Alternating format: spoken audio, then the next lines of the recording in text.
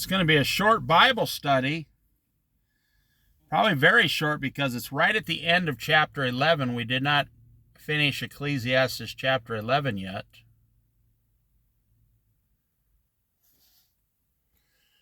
Remember your Creator while young. Well, that brings two thoughts to mind. Remember your Creator while you're young. I say it's far better to know Jesus and become saved as a child and follow Jesus your whole life. But there's a danger in today's society in doing that. Jesus said, if you knew the way to salvation and then turned away from it and go back to like the pig wallowing in your own mud, it would be better if you never knew the way to salvation when you were young, see.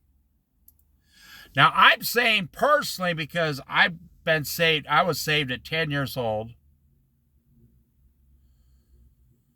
There's something about becoming saved at a young age and you just fully trust everything the Lord tells you. And you develop this relationship, this deep father-son type relationship. Like you're so young, like me, I was 10 years old.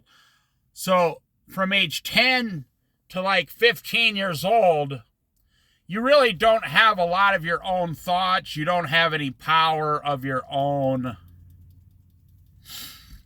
And you just fully trust your parents, so to speak. Like a little infant or a toddler just fully trusts and loves their parents. They don't know any different. So to find, salvation, Jesus Christ at such an early age, they're saying here can be a great gift, and here's how they describe it. Light is sweet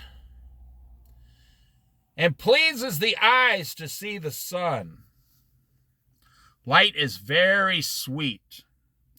You know how like in the winter, it might be cloudy for like 45 days. Especially here on the Oregon coast where I live. I mean, I think the sun came out last year like 10 times in 5 months. And lately here, we've been having the sun come out, and it makes it that much sweeter.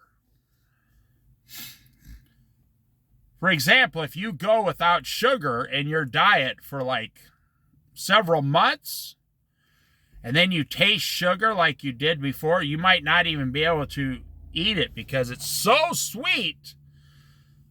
It's like overwhelming because your taste buds, flushed it out of the system.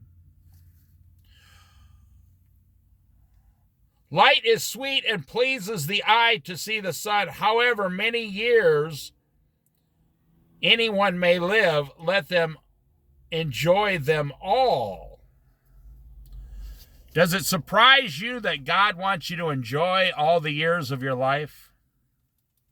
It says, how many ever years you live, you should enjoy them all. Why? Because this is the day that the Lord has made. We will rejoice and be glad in it. And we're supposed to live day to day, not knowing how many years God is going to give each individual person on this earth. And when you learn to live day to day, that's how you defeat worry. Now, do you know that the overwhelming majority of worry is about tomorrow or some futuristic time or some futuristic event coming that you're worried about? I don't know if you've ever tried to figure this out yourself. Very little worry is about just right now today. If you notice, like today, everything is fine. You might have some problems, or you may have gotten yourself into some trouble. And today might be the day you're going to be sentenced to go to prison.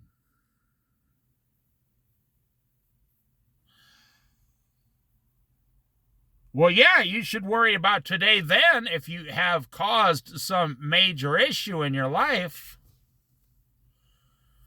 But does it surprise you that God, Jesus says, I have come to bring good news. That is one thing people are forgetting in today's society, that the gospel is about good news. The good news of salvation. We are supposed to be practicing heaven on earth right now. Living, rejoicing, telling people around us about Jesus like we're going to go to heaven one day. But we don't do that. Have you ever gone without meat for a long time? After a while, you don't even notice. You don't even notice you don't have meat. Now, I'm talking like 6 months without meat. You just say, I don't even notice, I don't even eat it anymore. Same with sugar, same with flours, junk food. You really don't understand. If someone were to, let me give you a radical example. If someone were to pick you up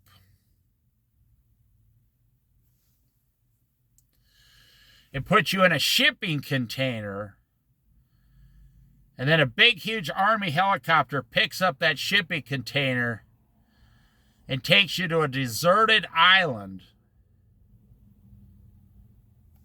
and drops you in the middle of this,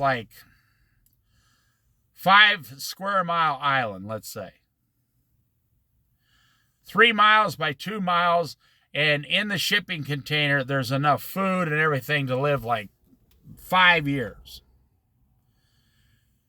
And there's a note in there that says, we'll be back in 5 years to take you back. I'm telling you, without all the things of the world in 5 years, you would be a natural man, what is referred to as a natural man. You would not want anything to do with technology. Even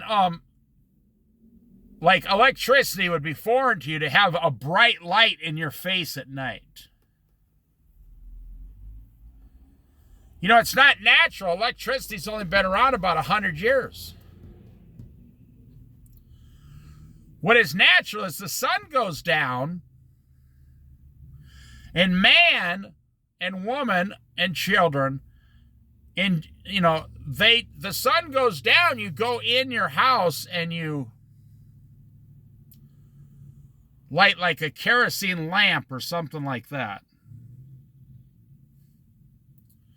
It's not normal. Have you ever driven by a really super wealthy person's house at night? They got 27 lights on in their house at night, and then 65 lights outside. I mean, it looks like a baseball stadium at night.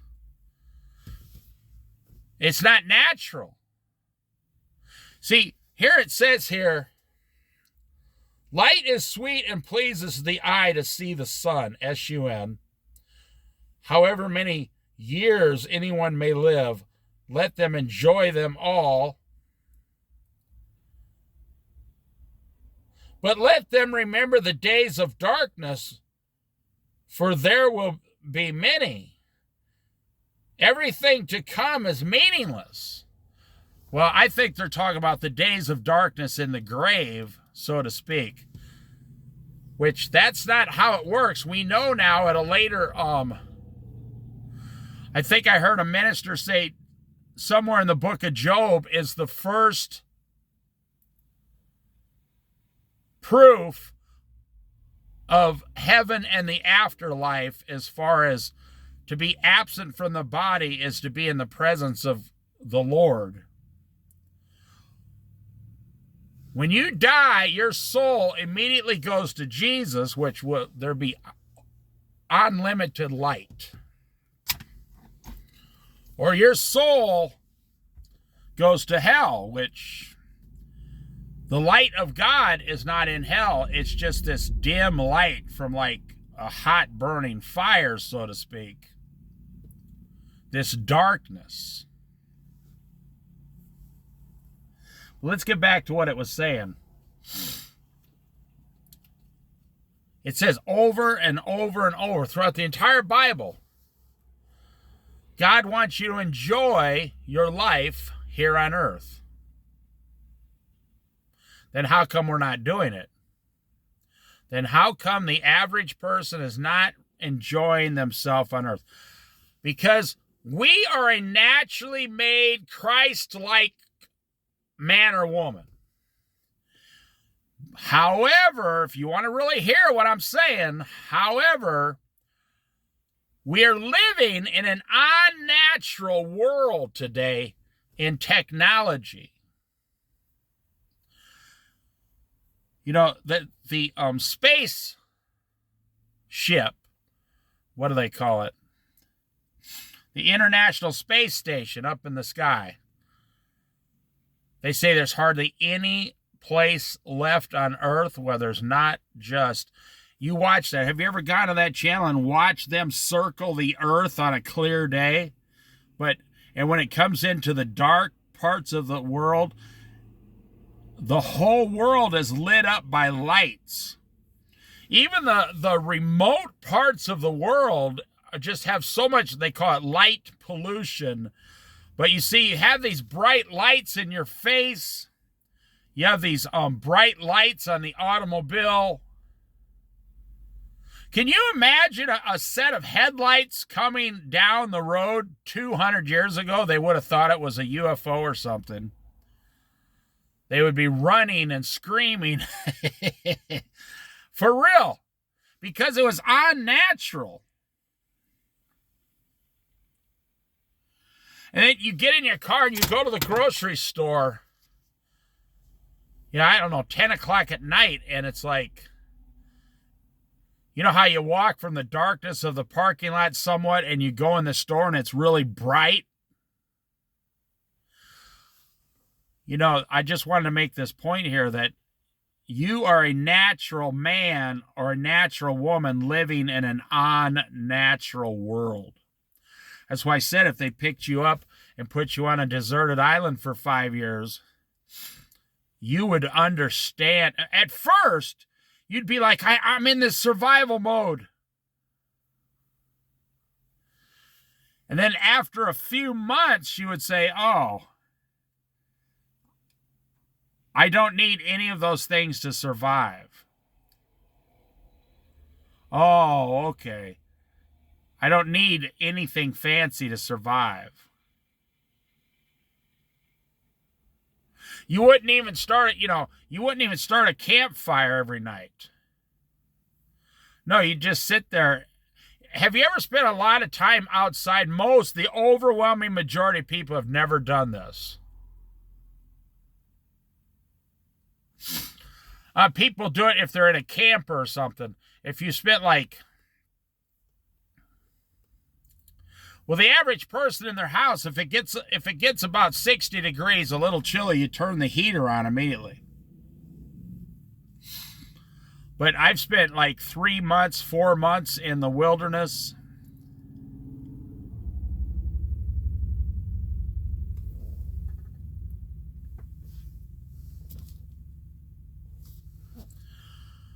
And you no longer require a campfire. You no longer require a heater. I mean, in fact, you'll be standing outside. It'll be, I grew up in Iowa.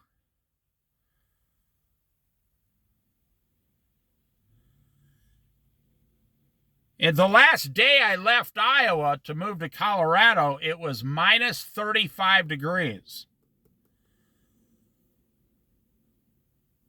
We left in January, it was minus 35 degrees. We got to Colorado, it was 35 degrees outside. That's why we remembered that.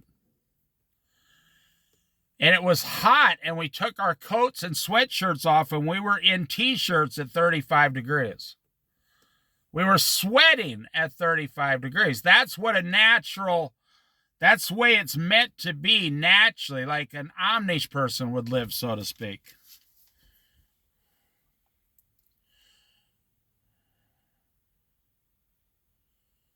You who are young, be happy while you are young, and let your heart give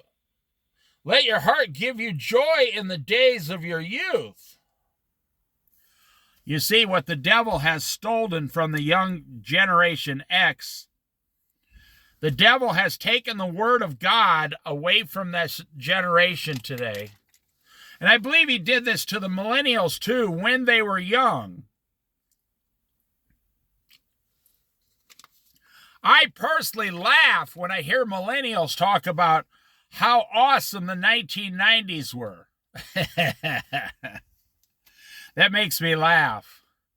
When I see some comment online, oh man, the 1990s, that was the best. That was the best childhood ever. Because technology had not fully taken over yet. But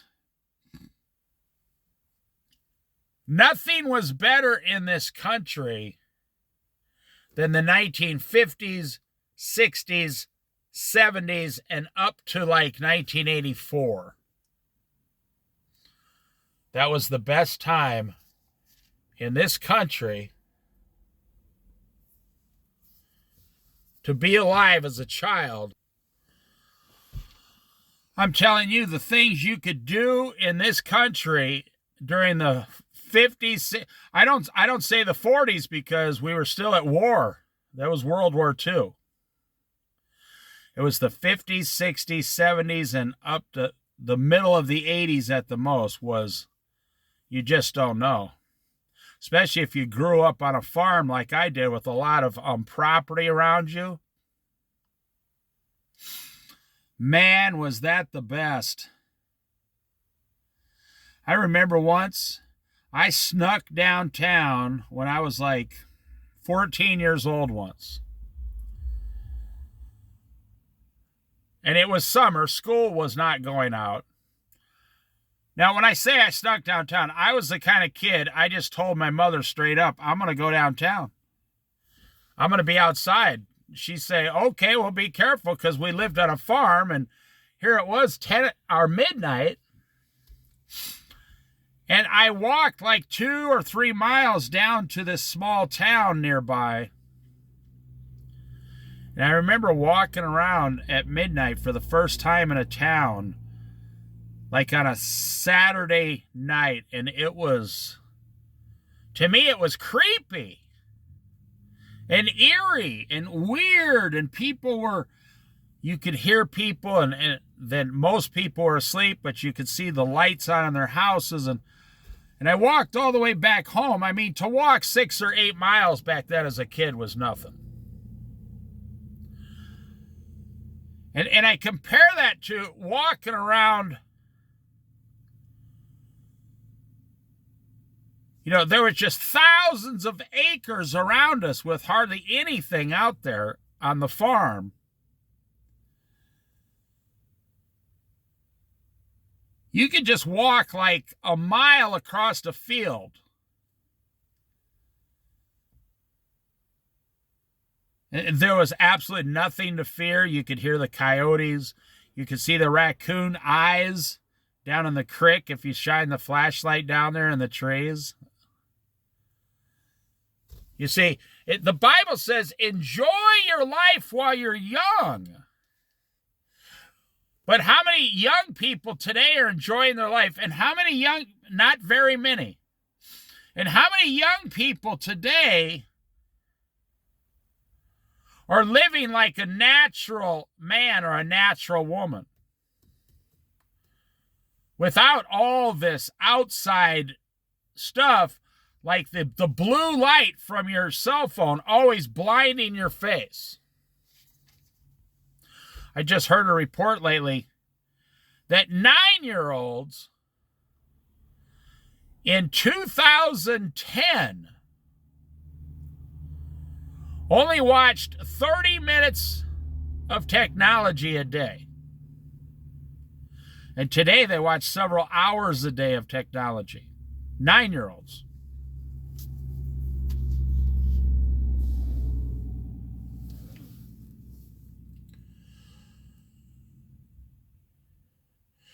You who are young, be happy while you are young, and let your heart give you joy in the days of your youth. Follow the ways of your heart and whatever your eyes see, but know that for all these things, God will bring you into judgment. God's going to bring everyone into judgment, even children. Now, I want to read follow your heart there. Follow your heart in all that you do.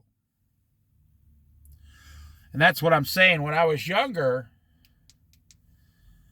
there weren't any options. It was either inside the house or outside the house. When I was young, it was either you're inside your room at night or you're outside. And when I was young, outside, there were, this was before toaster ovens, before microwaves, before cell phones, before TVs with more than 4 channels.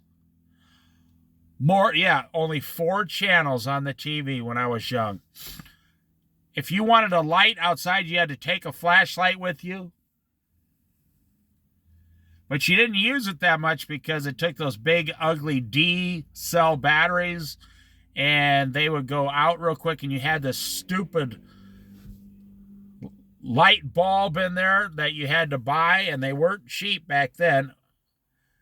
It sounds cheap, but they were like $1 each, which was a lot of money back then for a little kid. And you're outside and you're catching fireflies, or you're down talking to your horse in the dark. That was fun. Like, the horse would be like, "Why are you down here? It's dark out." See, as a kid back then, you were allowed to dream about your future because there were no distractions.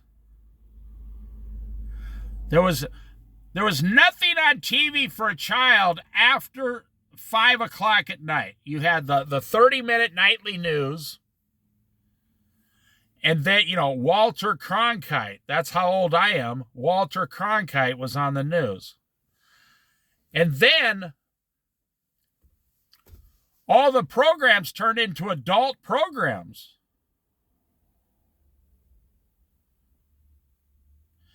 And to a kid, any kid under 16 years old, that was boring. Oh, man, those programs were so stupid and boring. So you went outside and you laid in the grass. It's pitch dark out. You can see all the stars in the sky. You're laying in the grass.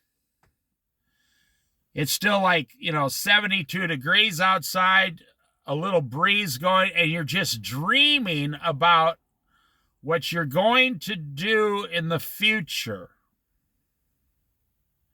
And by the way, that's almost how I became saved.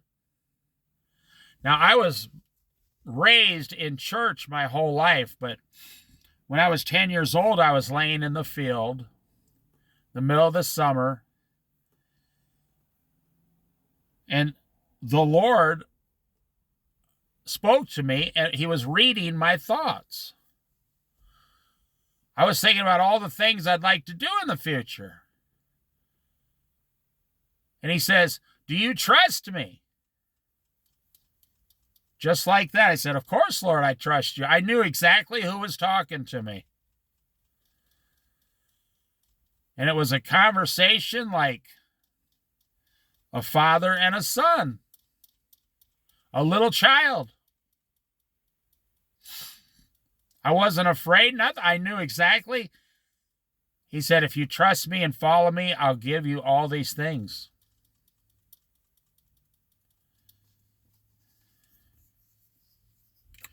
We're almost done here. So then, banish anxiety from your heart and cast off the troubles of your body, for youth and vigor are meaningless.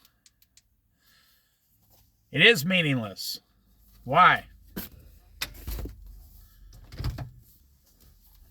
Because one day, you're 10 years old, you're 12 years old, you're 14 years old, you're enjoying everything.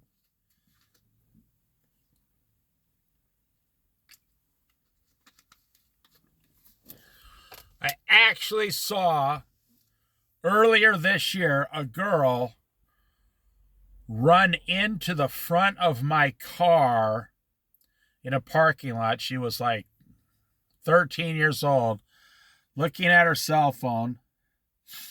She was walking across the parking lot. I was parked in a spot. She was walking. I didn't want to honk. I didn't want to startle her. And then she drops her phone because I honked. And then she blames me for making her drop her phone, and I owe her $2,000 or something. You got to be very careful in today's society. And so I sat there, and she literally walked right in to the side of the car, and she was startled. She goes, oh, and she looks at me. Whole face turns red. She walks around, but she did not stop looking at the phone.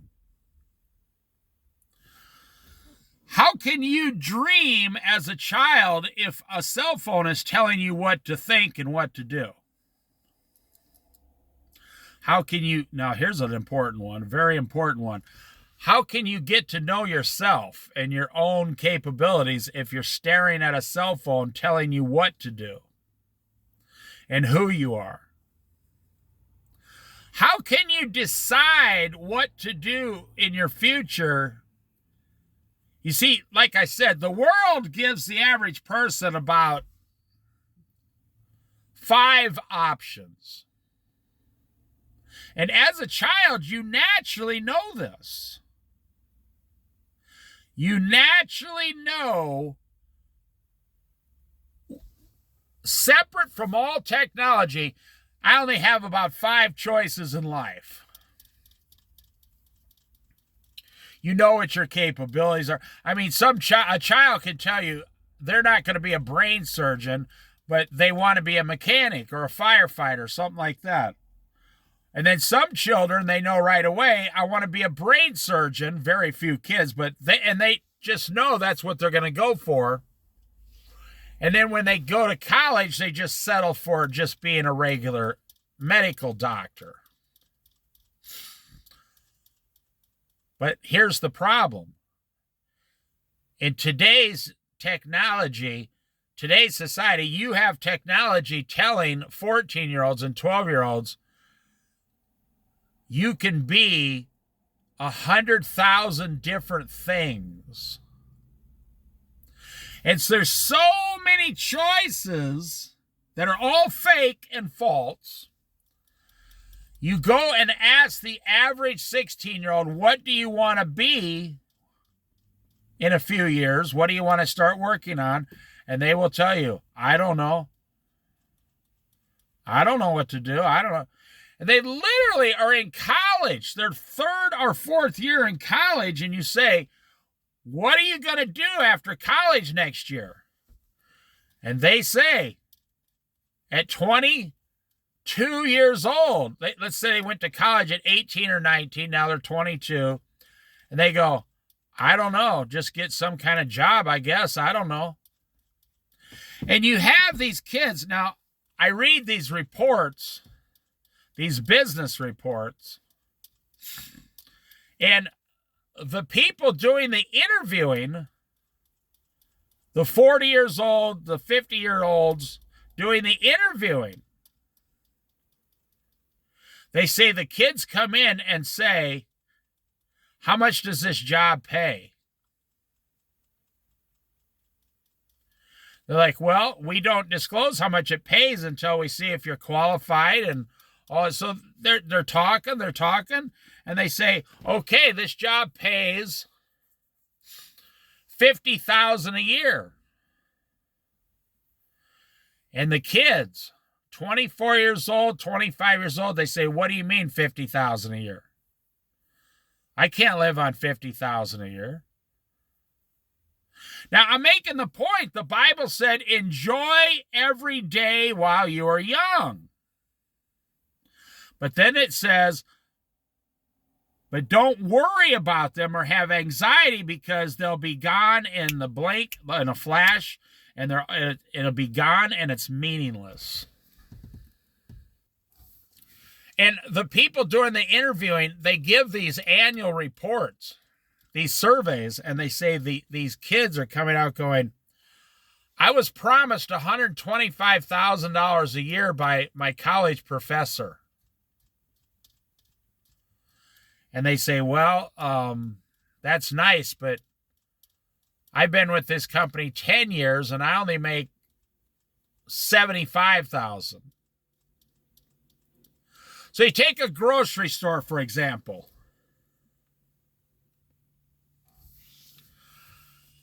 And every grocery store, at least on the West Coast, they say, how much does it pay? And they say, minimum wage. They go, what do you mean? I thought this was union. Yes, you get union wages after 10,000 hours worked, which is usually about 4.5 years. About 2,200 hours a year.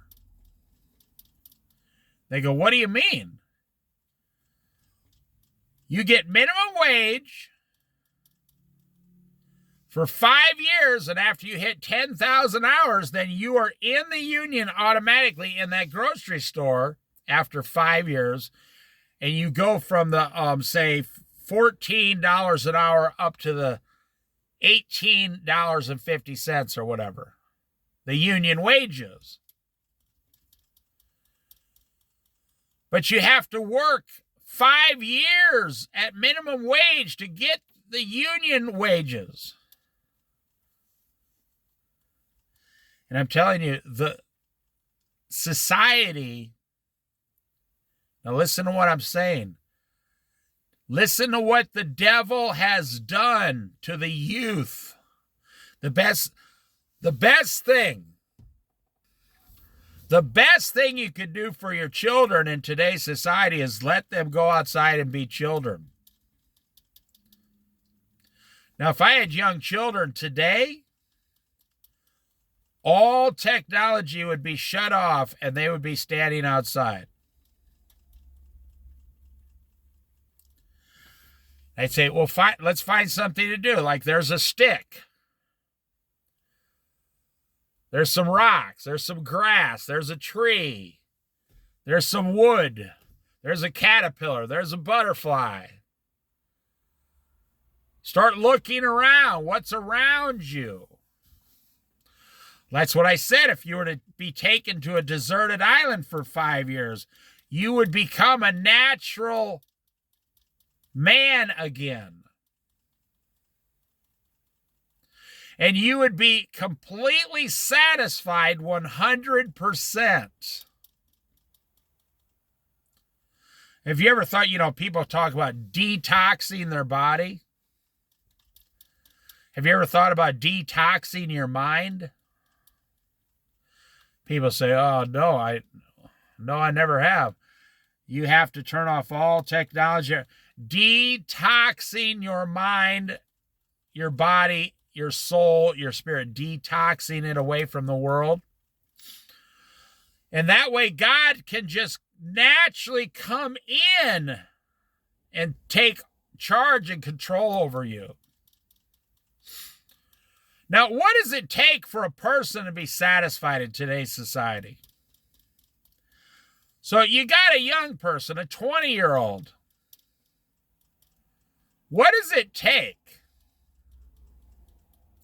Well, they got to have a cell phone. They got to have a car, or someone has to have a car in the group. They're all standing around. They got to have some kind of a bag of food. Doesn't matter. It's got to be a bag of some kind of junk food. And what do? You don't see these young people. They're not going bowling. They don't go to the movie theater. I mean, you look at them. You don't see them. When's the last time you drove down the street and you saw these young people out in the yard doing something at night, chasing fireflies? Or you don't see it. You see 12-year-olds walking down the street.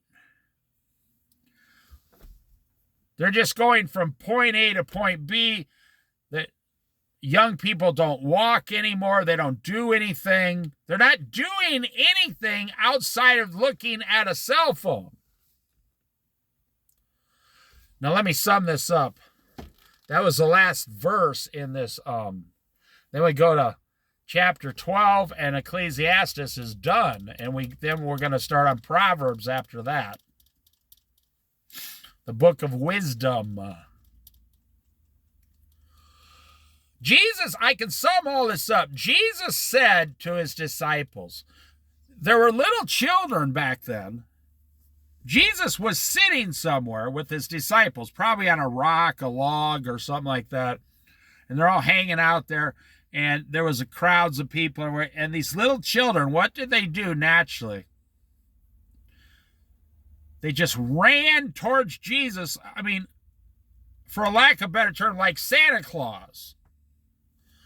Or some Disney character in today's society. They just ran towards Jesus. They just felt, this is a great man. And they just ran over and started touching him. And probably, I mean, I'm not saying he had a beard, but I've never studied that part of it. They started touching his beard and his hair and his clothes. They were just infatuated with him. And what did Peter do, the disciples? I mean, this almost blows my mind. They started rebuking the little children, saying, hey, get away from him. Get away from him. He's too important for you little children, because back then children had absolutely no importance in society. Women had very little importance in society. It was all about men. If you had a young son, you were trying to teach him, but even a young daughter had very little importance in that society. That's why I laugh at women libbers today and liberals and extreme left people, and they're up there yelling and screaming that women are being abused today. No, women have it better today than at any other time in the history of the world. Women were abused the first 6,000 years. Women have not been abused in the last 50 years.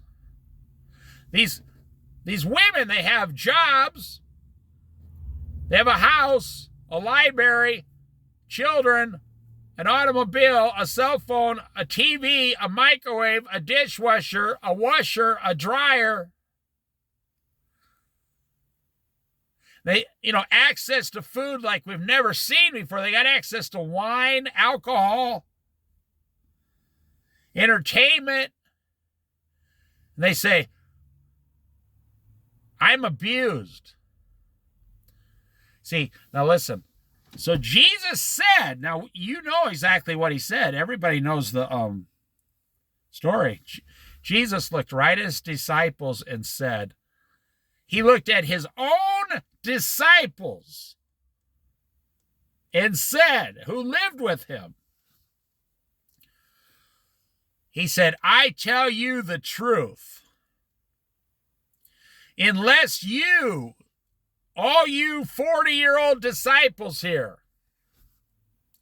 unless you change and become like these little children, you shall never, ever see the kingdom of God. That is profound. I mean, I just imagine what Peter was thinking when Jesus was telling him, if you don't stop being an adult and you don't start having faith like these little children, Peter, you're never going to heaven. Wow. So the disciples, they're there. This is my own words, but this is probably what happened. They're thinking, what is this? How can I become a little child again? Well, born again, that's what it means. Born again Christian. Born again Christian means you're born again from the things of this world, cast off of you. Your old wine is taken out of you and thrown in the trash. And Jesus is pouring new wine into you. And you become a new creature of Christ for God the Father to glorify and worship him. You have new wine, the new wine of Christ poured in you. A new body, new wine, new flesh in heaven. A new spirit.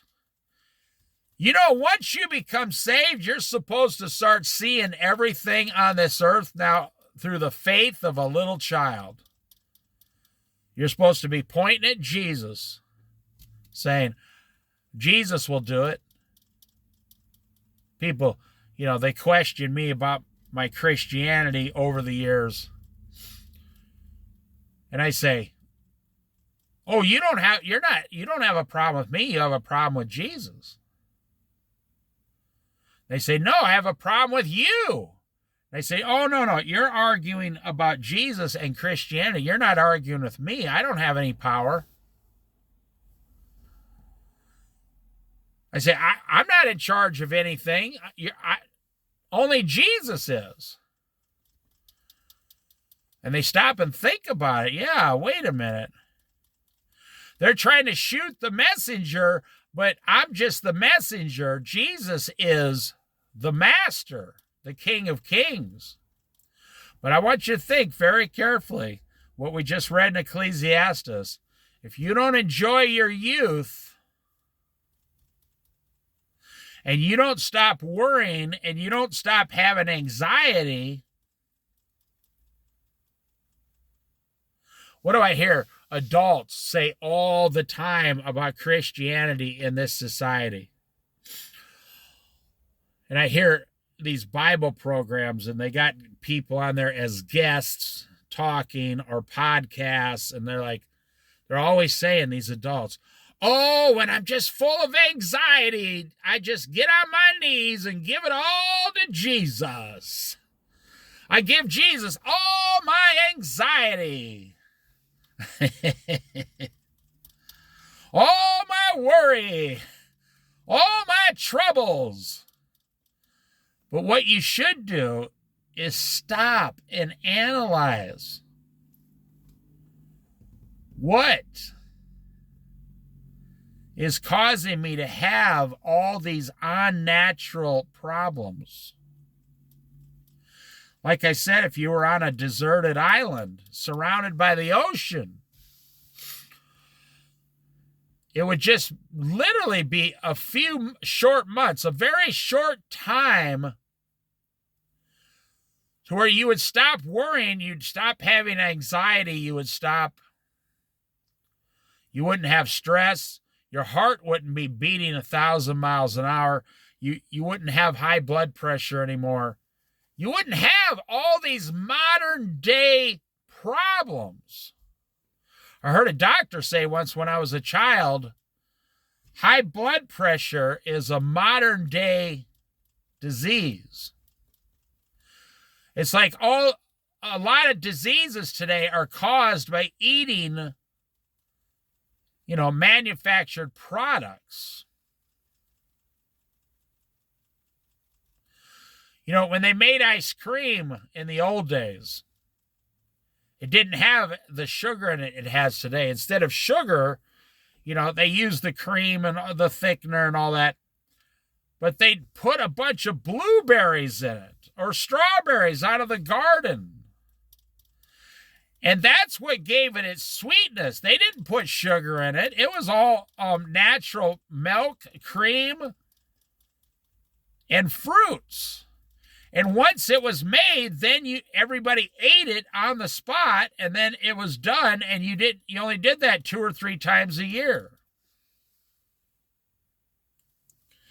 But when you eat ice cream today, you get really jacked up because it has 300 grams of sugar in a bowl of ice cream or whatever. It's a lot of sugar. But 100 years ago, they never put the sugar in the ice cream.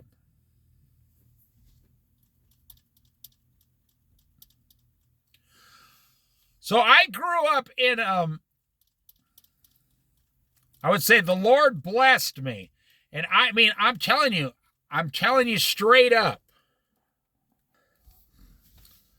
I was one of the last of that generation. See, I'm a baby boomer now, but I'm one of the youngest baby boomers. I'm 62, and the youngest baby boomer starts at 60. And then at 59 and down is millennials. No.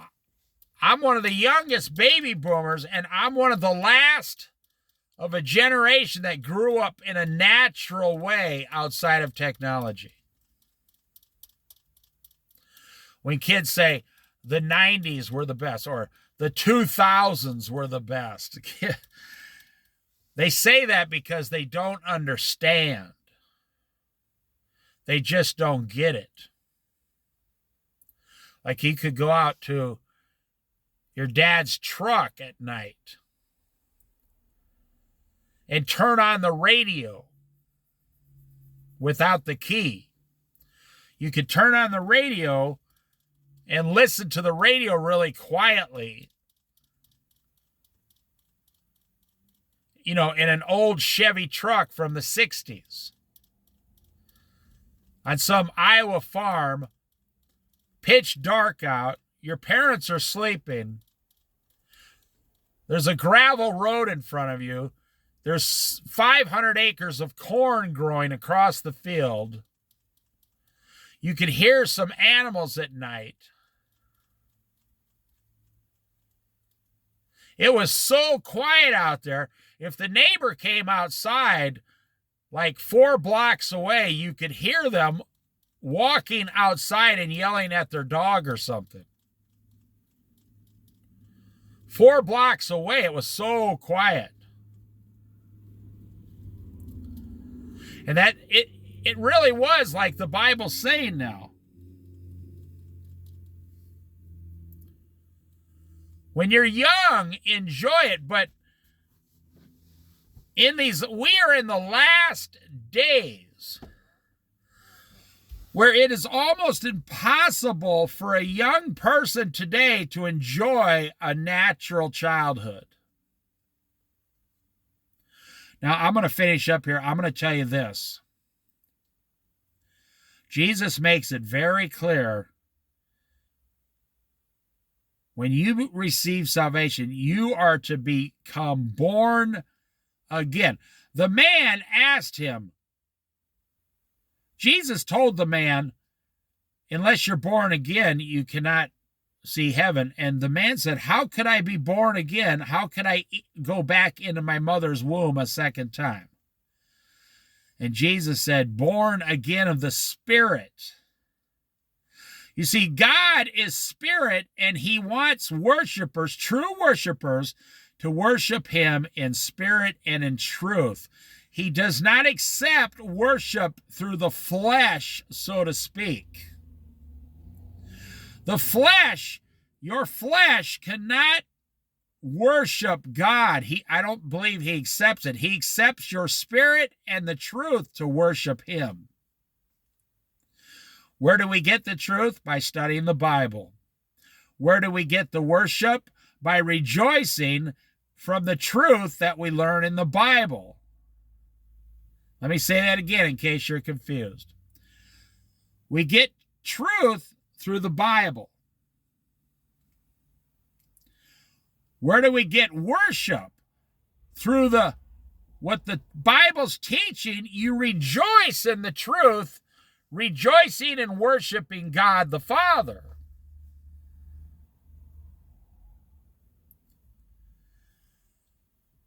Then you see, before you became saved, you were rigid. You were kind of vile. Well, yes, your sin was on you, but that's not what I'm talking about. Your attitude was a bad attitude. Before a person becomes saved, I'm talking about the average Christian. You were living for the things of this world. Now, pay very close attention, and I'm going to end this right here. You were living for the things of this world.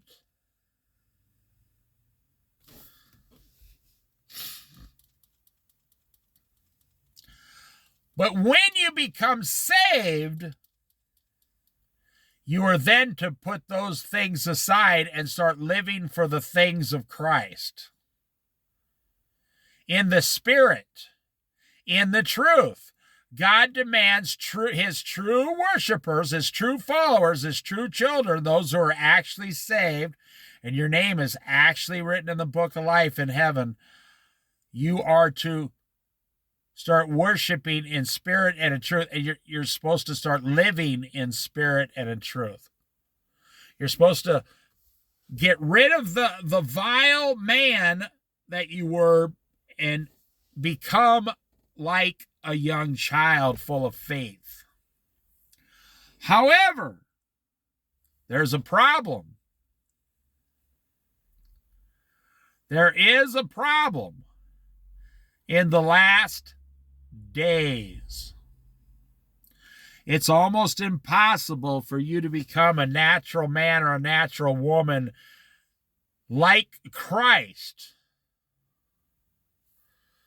with this technology surrounding you 24 hours a day, 7 days a week. You are surrounded by this vile technology that is taking away, let me put it this way, that is taking away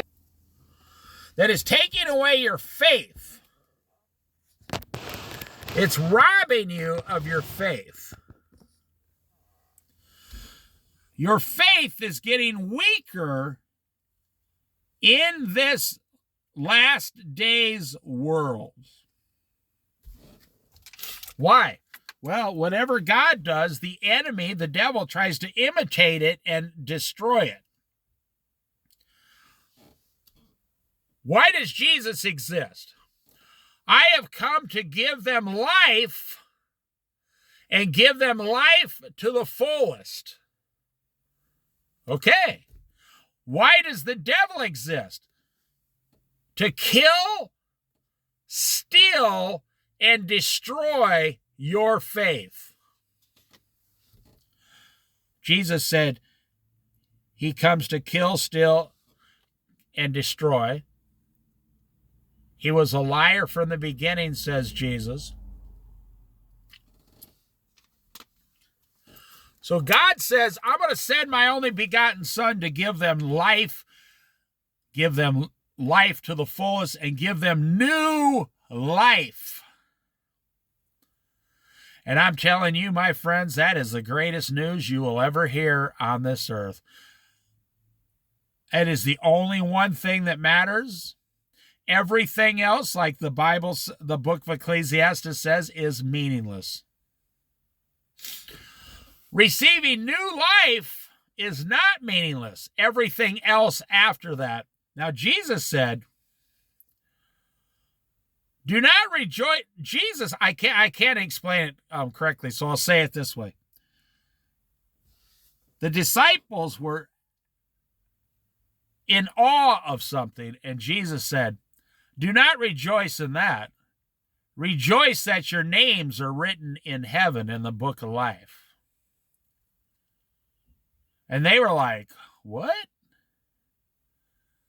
Our names are written in a book in heaven? Aha. And Jesus said, now I heard a preacher talk about this recently, that's the greatest gift you will ever receive. Your name right now is written in the book of life in heaven if you are saved. Wow.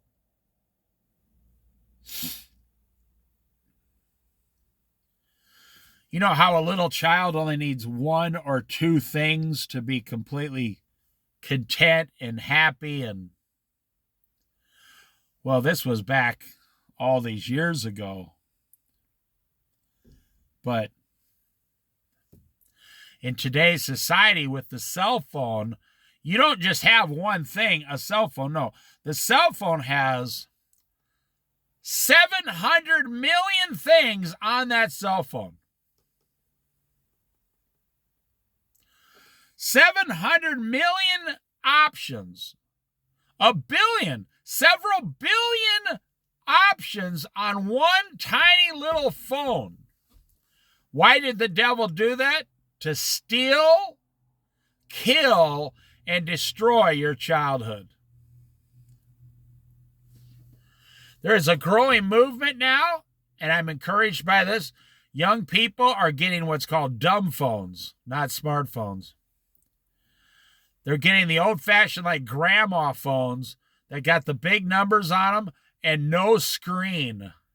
I mean, it's got a screen that just tells who's calling. You can put a few names in it. That's it. It's not connected to the internet other than the phone service. And I'm telling you, you can look it up. Well, ironically, you got to look it up on Google, but you can look it up. The kids that get these phones, they say it's the greatest decision they ever made. They just love it. And why? Because for the first time, they are experiencing true freedom away from technology, and true freedom that no one can get a hold of them.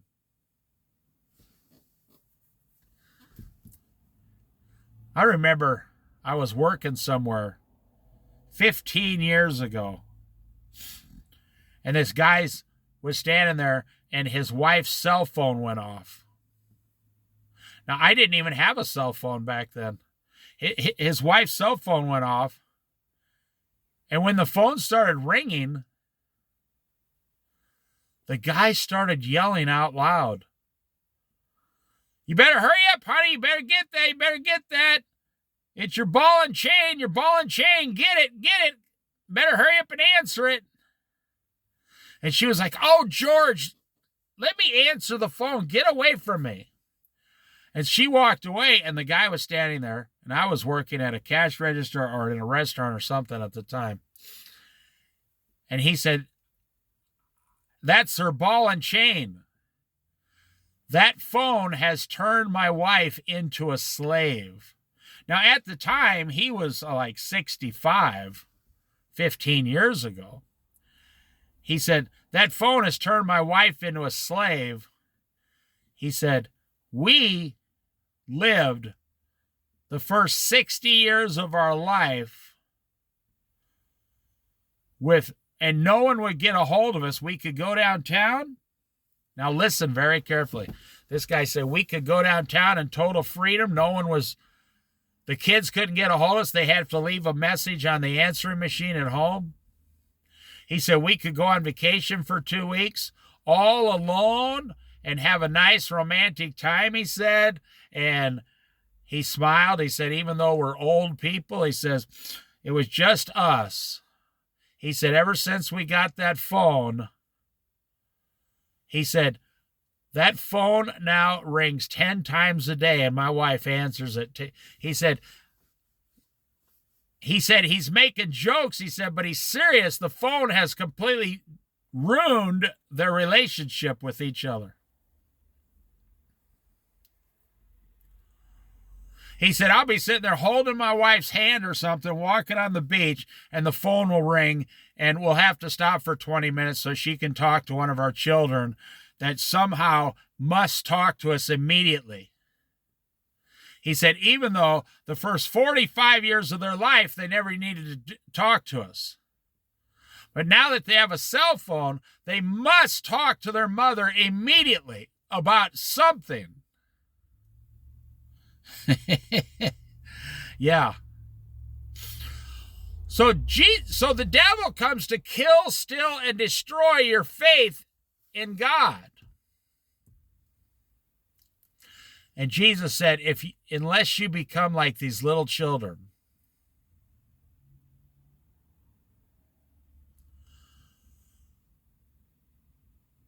I have 3 phone numbers in my cell phone.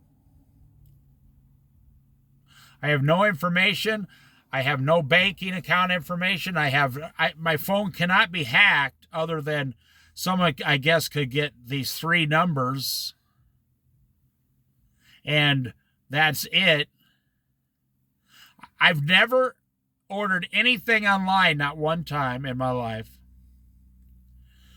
I've never had direct deposit in a bank. I have a credit card that if someone hacks the card, I'm covered 100%. I owe nothing because it's fraud. I only use this credit card like 3 times a year. You see, I still live in the old pencil and paper world. I'm one of the last ones. That's what I'm saying. And I'm telling you, it is invigorating. People say, what are you going to do? They got their phone. I say, I'm going to make a walking stick. I'm going to get a piece of wood. I'm going to get this knife I use. I'm going to think about it. Then I'm going to go down and get like 3 types of sandpaper. Then I'm going to get a little rubber thing for the end. I'm going to buy some polyurethane and put like literally 10 coats on the stick when I'm done with it. And after about 40 hours of work, I have a walking stick. I'll literally work on a walking stick when I start a project like 4 hours a week for 10 weeks, and then this stick is completely done, and it is amazing and beautiful looking. And it's probably worth $100, but I'll never sell it because I just wanted to make it. Compared to people spend, I said I do this 4 hours a week, maybe. I mean, I got a lot of things I do. I never tell anyone. I don't want people to know my personal information because I live in the old world. I don't live in this modern day world where you can just get a hold of someone and expect them to jump through a hoop in 5 seconds. No. And you should start living in the world I used to live in, I grew up in. You should get rid. You see, that's the thing about Jesus. He's come to cut your load in half and half and half and half again and again and again and again.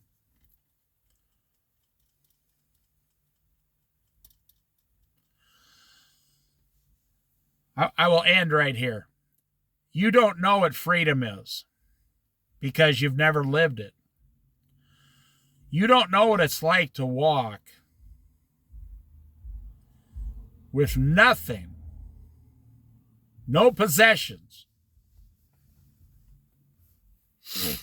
You don't know what it's like to have an old bicycle and you put a playing card with a clothespin on it so you can hear it go on the tire go flip, flip, flip, flip, flip, flip.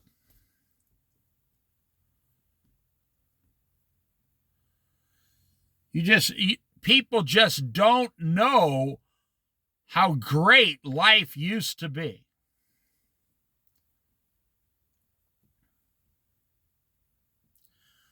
Because in these last days, they are pushing us. You got to worry about technology. You got to worry about your cell phone. You got to worry about the presidential debate. You got to worry about the Supreme Court, the laws. You got to worry about the news every day. You got to worry about your car payments, your house payments, your credit card payments. You got to pay your cable every month. You know, I tell people, they say, how do I get rich? And I say, do you own a TV? They go, yeah. Do you pay cable? They go, yeah. How much is that? Well, $100 a month. I say, that's how you get rich. You throw your TV away and you get rid of your cable. They say, well, what's that going to do? Well, if you put $1,200 a year in the bank, let's say you put it in a high yield investment for 30 years,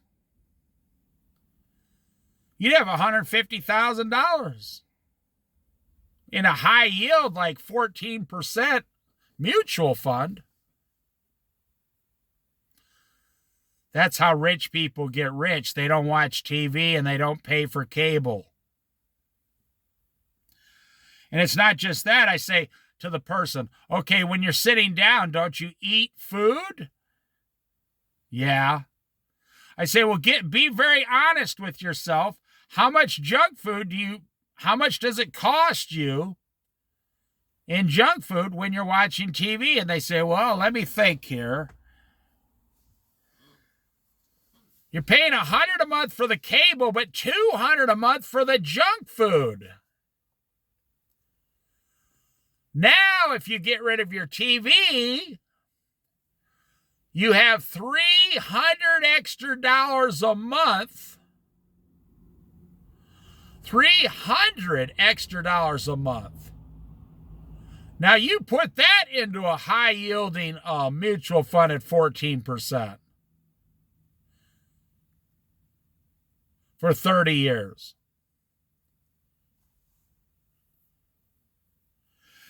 You'd have $350,000. That's how you get rich. You don't watch TV, you don't pay for cable, and you don't eat junk food while watching TV. People say, well, yeah, right. And I say, that's how you prove who wants to be rich and who actually just wants to talk about it. They say, oh, yeah. How much do you spend on beer every month? The average guy today will say, well, about $150 a month. My goodness, now we're up to $400 a month? No TV, no cable, and no beer, and no junk food. Now, you put $400 a month into a bank at 10% for 30 years and see how wealthy you are. You're going to have over $1 million.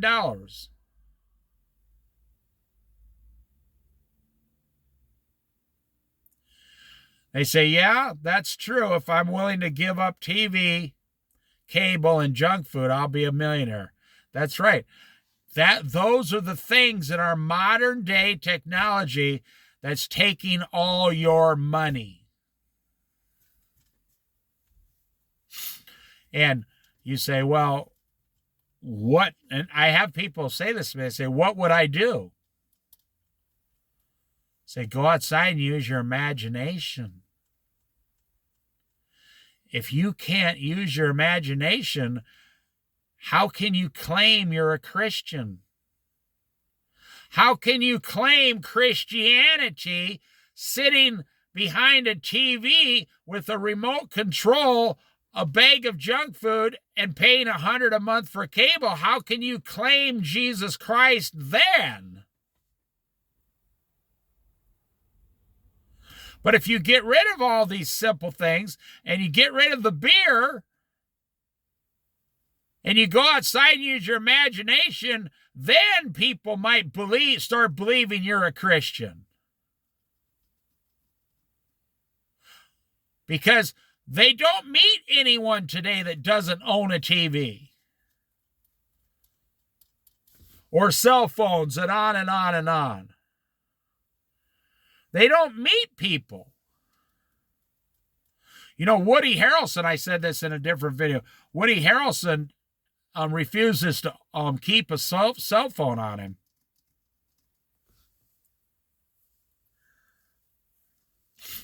Now, he has an agent that knows how to get a hold of him or whatever, but no, he says, like, if he's at the beach or he's, in Australia or France or whatever, and he's enjoying something,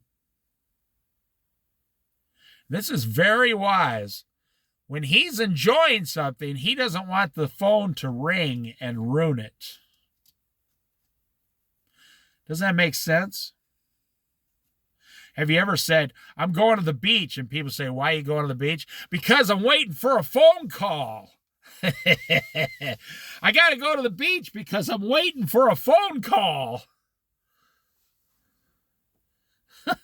No, nobody says that.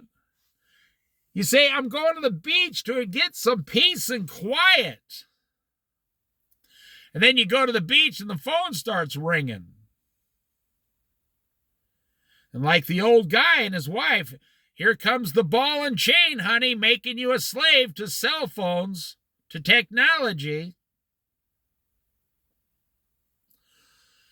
And Jesus spoke of all these things 2,000 years ago. Jesus said, if you don't stop being this vile adult, and you don't start having the faith and becoming like a little child, you shall never see the kingdom of heaven, which means you will be in hell for all eternity. You know, on the last day, the last judgment day, many will say, hey, man,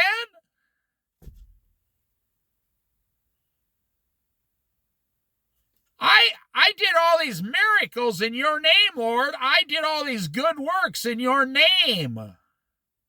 I used your name to do all kinds of good stuff. I gave money to my church in your name. And you know, this is pretty scary. I think it's the scariest verse in the entire Bible. Jesus says, I will tell them plainly, I never knew you. Depart from me. And when God says, depart from me, it's like when he told Satan and the 1/3 of the fallen angels that came against him, he says, you're out of here. And like a crack of lightning from east to the west, they were on the earth. They were out of heaven and on the earth.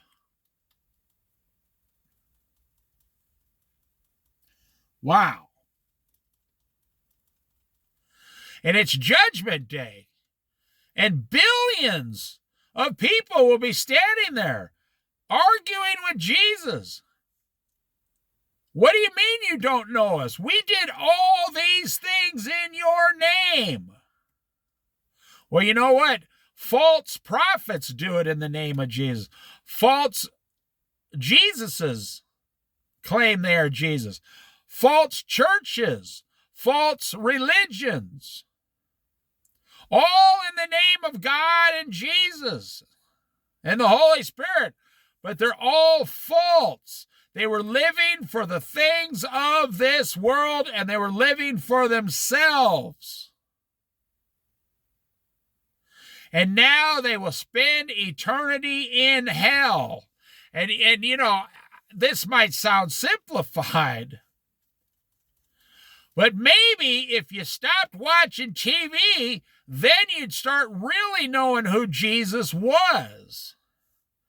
Because the TV only has one design: to keep you away from Jesus Christ on a daily basis. And your cell phone only has one design: your internet, your pornography, your cigarettes, your alcohol, your junk food, all come to kill, steal, and destroy your life. Anger, malice, lust, all come to destroy you. Laziness, sluggardness, vile talk. I know this guy I see around. You can't see him in public without him coming up and telling you a dirty joke. I'm telling you the truth. If I see that guy, I try to walk the other way to avoid him. He doesn't know that. He's one of those guys, he's a little older than me. You walk up, you just walk past him, and he comes right up to you and says, "Hey, did you hear the one about the blah, blah, blah?"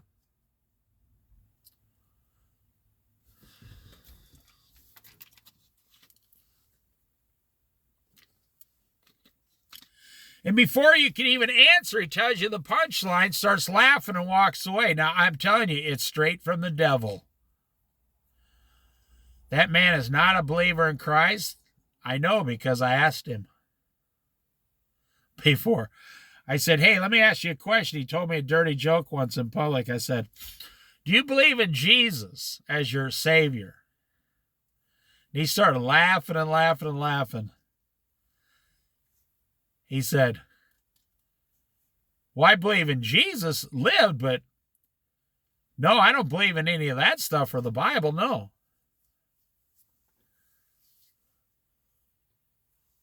And if he were to die right then, he'd go to hell for all eternity, and he could tell his dirty jokes for all eternity down there. He won't be doing it, though. That's what I'm telling you. We just read in Ecclesiastes. Enjoy your youth, but it's meaningless because it will vanish and disappear. Jesus said, as an adult, when you become saved, you need to be renewed in the spirit and become like a little child again. And if you are truly a saved person in Christ, the older you get, the more like a child people will recognize in you. If you're truly saved. You're not truly saved if you're 60 years old complaining, moaning, groaning. Oh, you got a pissy attitude. Oh my gosh, I can't tell you how many people my age I see like that all day long. They go to church, they claim Jesus Christ. They claim salvation, and I don't know if they are or not. That's not my business, but that's between them and the Lord.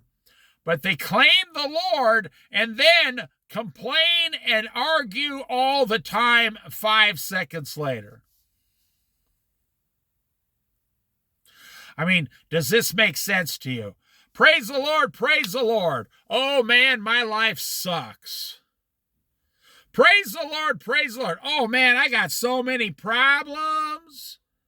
Oh, praise the Lord, praise the Lord. Oh man, I can't believe everyone's so stupid and I'm the only person that knows what's going on in this world. Or praise the Lord, praise the Lord. And oh, as an adult, I want what I want and I want it right now or I'm going to become angry. No, that's not acting like Jesus. That's not praising the Lord. That has nothing to do with Christianity. Christianity is an adult becoming saved and learning through Christ and the Word of God and prayer how to become a child again, reborn. There's a lot of false religions out there that say everything I just said is false, but it's not. And I feel very blessed that I've been able to live this way most of my life. I mean, yes, I've had adult problems, I'll call them that, adult problems many times in my life. But compared to the average person, I've had less than 5% adult problems compared to everyone else.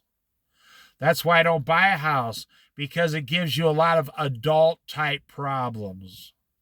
And it takes you away from Jesus. Have you ever heard someone say, hey, I just bought a $300,000 house and it's making me way closer to Jesus. Praise the Lord. Every time I make that $2,500 a month payment, it just brings me that much closer to Jesus. No, it doesn't. It takes you further away from God and Jesus and the Holy Spirit. I don't care if you love your house. I don't care if you're one of those people that live in your house and never leave. I've never met a person that likes to make a $2,500 a month payment just for a place to live.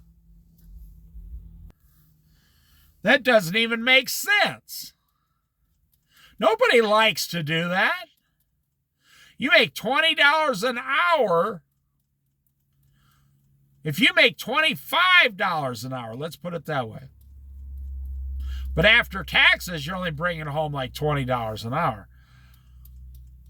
Into $2,500 payment? Well, your payment, your electricity, the taxes, the sewer line, the repairs, the garage door broke, whatever. It averages out to $2,500 a month. And in today's society, the houses are now over $425,000, so the payment is $3,500 a month, or possibly, if you got great credit, it's only $2,900 a month.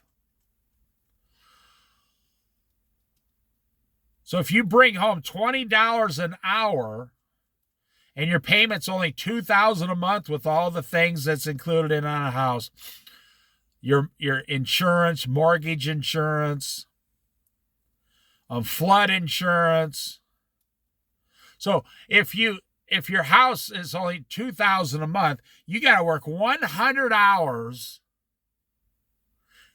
a month at $25 an hour, bringing home $20 an hour after taxes. So you got to work 100 hours. So if you work 40 hours a week, you got to work 2.5 weeks. I don't even know how you live, but you live because then your spouse goes to work. 2.5 weeks just to make the payment on your house if it's only $2,000 a month. That's why the housing industry and all the lumber yards and everything have come to a standstill in America right now. Did you hear that Walgreens is closing hundreds of stores by the end of this year? Hundreds of stores. Because they say, okay, you want to buy a $400,000 house. What's your credit? How much can you put down? Okay, your payment's going to be $3,000 a month. How much do you make? And you go, I make $25 an hour. And they say, oh, no. You can't afford this house. Because, well, me and my wife, we bring home $65,000. They say we can't legally sell you the house because the payments are $40,000 a year. I'm sorry. The payments are $48,000 a year. $4,000 a month. No, $3,000 a month. I'm sorry. Your payments are $36,000 a year. They can't legally sell you a house if you bring home $60,000. It's against the law. But they also know you're not going to be able to do this for 28 years. So you see, what does born again Christian mean? It means you take all your adult problems and you get rid of all of them. And you become like a child again, walking with Jesus, your Father, side by side, and enjoying life like he commanded us to. Now think about it. Do you know that the parable of the talents, the king who was going to go away for a long time, he gave one servant 10 talents, one 3 talents, and one talent. I contribute those talents to years of life.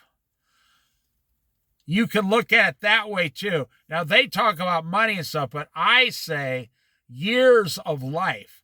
And they say, so God gave you life, and then 80 years later, he calls you to account and says, what did you do with the 80 talents I gave you? I gave you 80 years. What did you do with it? You can look at it that way too.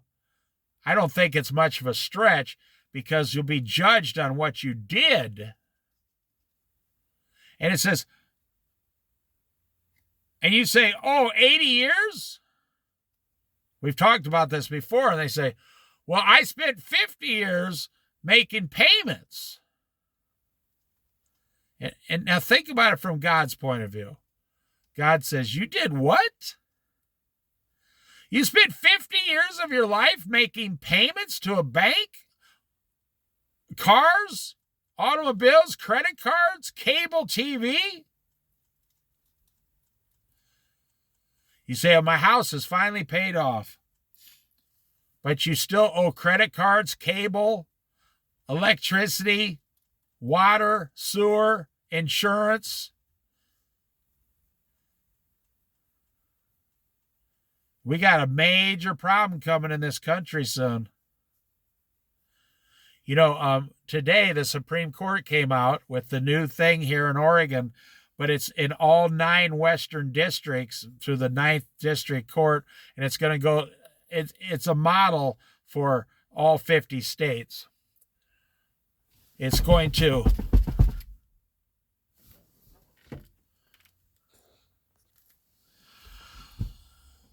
they just made it illegal to sleep outside.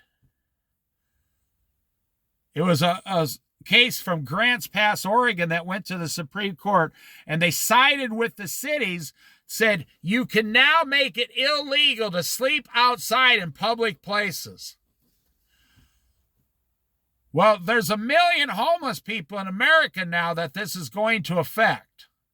It's now illegal to sleep outside if the city says so. Wow. Where are they supposed to go? Now, the boondockers, the ones that sleep on the streets and stuff, they don't want to pay rent. There's probably another 1 million of those in America easily. And now where are they going to go? And then the people, full-time RV, truck campers, small campers, motorhomes, trailers. There's about 3 million of those traveling full-time everywhere. And now if they're not in a campground, they can't sleep outside. So they're all going to be forced into these campgrounds. And the campgrounds are going to be overwhelmed nationwide, and they're going to double the price of a campground here in the next 2 or 3 years, in my prediction.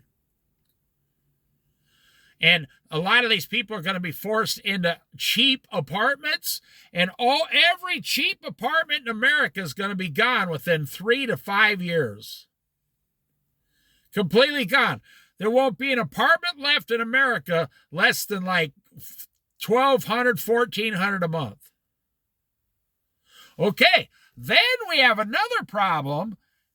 After that, in about 6 years to 8 years, I've talked about this before, we have 15 million baby boomers who only get $1,300 a month Social Security. And if they're kicked out of their apartments, they will be living, now this is so ironic, they will be living in their cars on the street, up to 5 million of them. So why did they just make it illegal to park on the street? When they know in about 8 years, there's going to be up to 5 million homeless baby boomers who get less in Social Security than they are being charged for rent. So that's just one thing that's coming. That's just one tiny little thing that's coming in the future soon. And that's what God says. You need to walk away from all those things, all those payments, all this debt, and you need to be living for Jesus. Debt-free, saving your money, involved with your church, enjoying life. That's what it says, enjoying life. Because I'm telling you, you literally don't know what tomorrow's going to bring in this country. We are no longer guaranteed what's coming. And now we're hearing of wars and rumors of wars around the world. And nation is now starting to rise against nation around the world.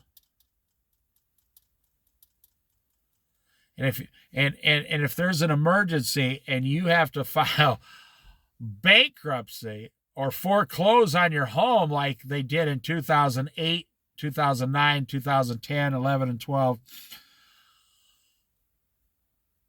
your backup plan was always to get like a 30-foot trailer and your family lives on it on the street, and you still try to go to work.